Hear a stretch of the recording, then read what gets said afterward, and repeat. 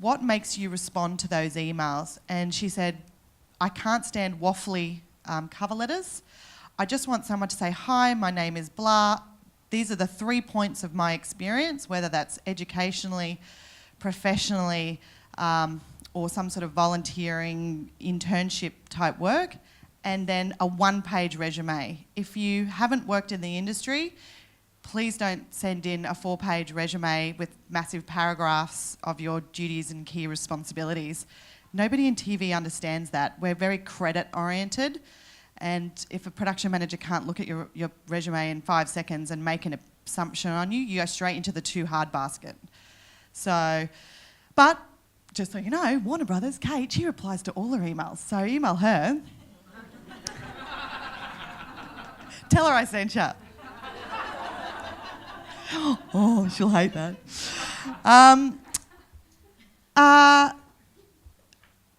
Why do I do reality TV? I was a journalist. I was a news reporter for 10 and 7 regionally, and after a few years of doing a lot of bushfires and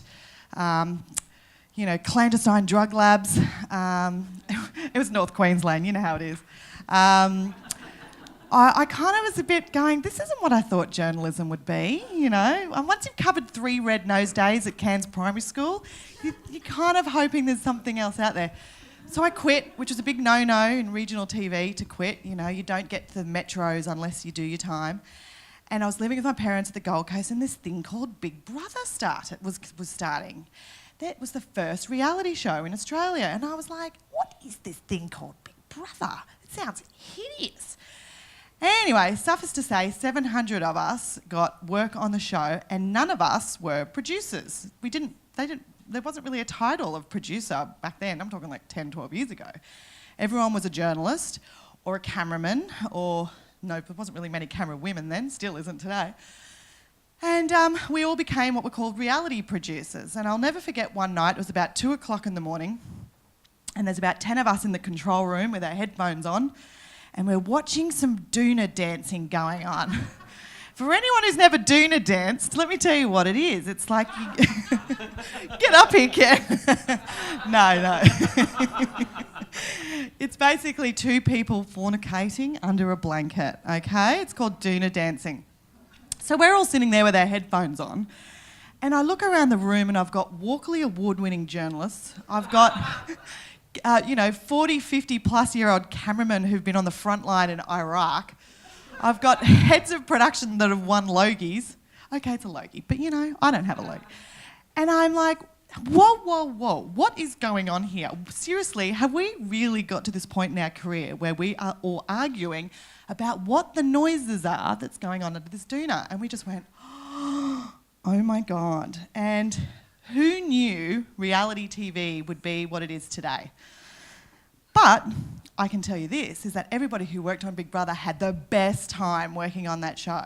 And it's like, I find after 10 years now that all of us have become like a force in ourselves, that half the time you don't really care what the show is, it's all about the people you work with. So, you could do the most trashy reality TV show, but if you've got great executive producers and heads of production and people on board, you want to do that show because you know that they will take you on to the next show.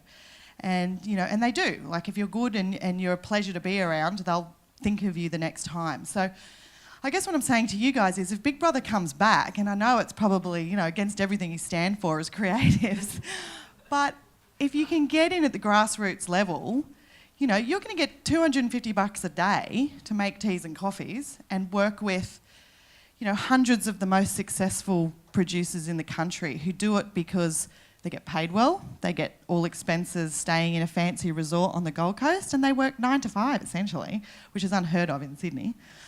So, sometimes you just got to bite the bullet in terms of, how you feel about these shows and go, who is it that I'm going to have access to?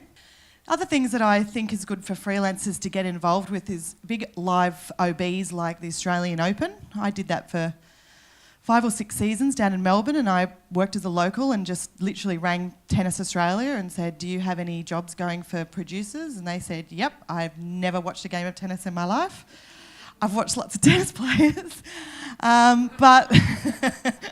So So I was working on the tennis, and I literally had to read about how it works on the plane because I was going to be interviewing Rafael Nadal but I was going to say everybody who's working on the tennis is again a freelance producer who don't really do TV. They just love the tennis and they come on board every year, and from that they've all now gone on to the Olympic Games, and I did the Winter Olympics in Vancouver, and you just go from show to show. So you're kind of probably thinking long term about what you want to do, but it might take a long time. Now, around reality TV, which is my main bread and butter, I also do documentaries. So I just did a fabulous doco for the ABC called Keeping Australia Alive, which is a landmark series where we had 100 producers all shooting on the same day in the Australian medical profession. And what we had to do was we had to submit story ideas, and we had to follow from the moment these people woke up to the moment they went to sleep their day. So that starts on Tuesday night on the ABC. It's amazing.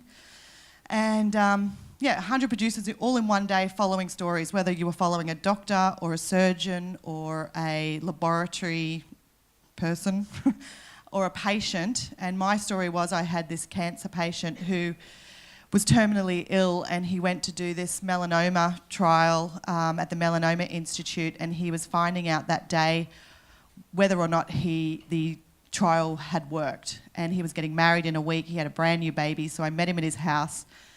Literally didn't know the guy from bar soap, and rocked up at 6 a.m, pulled out my camera and filmed him for the entire day. Happily to say, he found out that day. I thought, oh my God, I don't want to be in this room if I find out that he's going to still die. But he found out that day that he was cancer-free after 6 months of being on this trial, and it was an incredible, amazing moment. And why I do what I do is, yes, I'll do the Big Brothers and the voice, and I roll my eyes, and I have to wipe the sweat off me from Seal giving me a hug and things like that. But then you have these other moments where you do stuff like that. ITV Studios, everybody's a freelancer. There's only probably 10 people that are in the company, and everybody's a freelancer. So they're another one you could write to. There's ITV, Matchbox, of course, who I do a lot of development work with, and that's as simple as Kylie Washington, who's the executive producer of Real Housewives.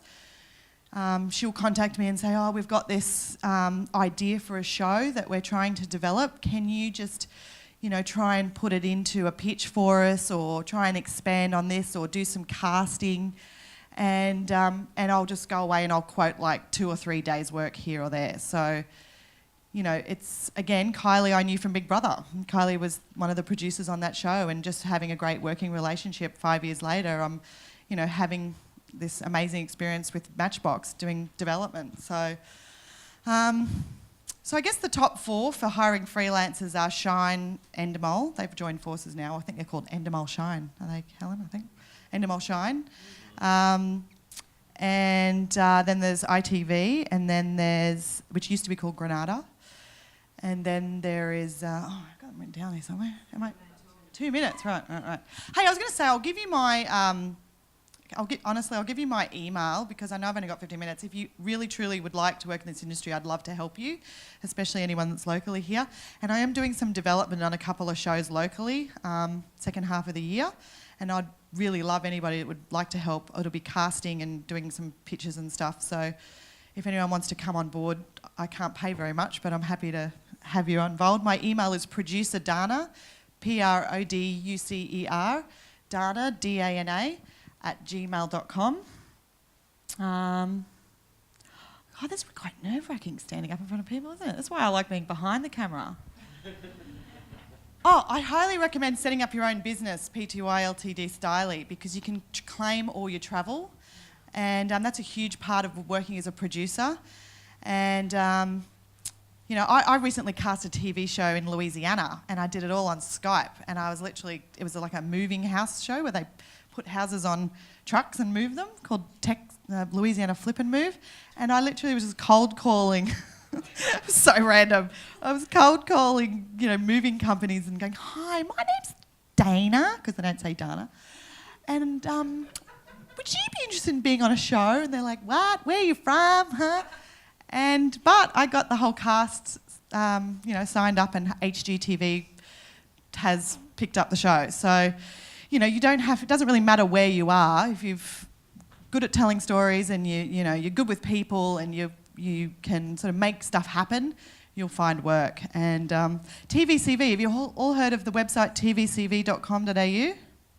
Get on that. That's a freelance crewing website. That's where most of my work comes from. TVC, Australian TV Jobs is another one that's run by Megan Brock, who's the supervising production manager at Shine. She's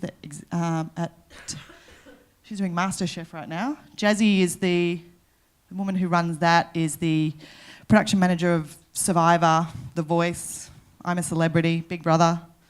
Also, look here, guys, if you're all locally based, the Commonwealth Games is looking for heaps of people.